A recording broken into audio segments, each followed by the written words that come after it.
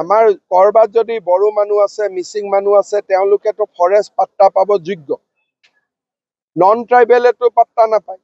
গতিকে ফৰেষ্টত non tribal মানুহ কেনেকে সোমাব পাৰে, আমাৰ মিয়া মুছলমানসকল কেনেকে সোমাব পাৰে? তেওঁলোকৰ কাৰণেতো চৰত ইমান মাটি আমি দিয়ে থৈ দিছো। আমিতো চৰৰ মাটিত যোৱা নাই। চৰৰ মাটিততো আমাৰ বড়ো মানুহো যোৱা নাই, মিচিং মানুহো যোৱা নাই, অসমীয়াও যোৱা নাই, বঙালীও যোৱা নাই, বিহাৰীও যোৱা নাই।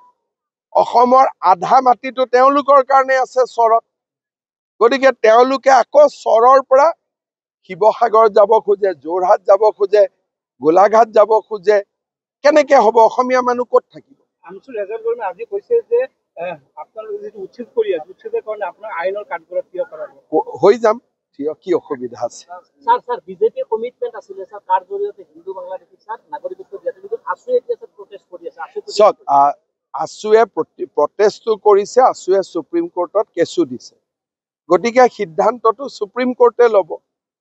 গতিকে কোনোবাই আন্দোলন কৰাটো মই বাধা নিদিওঁ, কিন্তু কাখন এখন আইন হয়।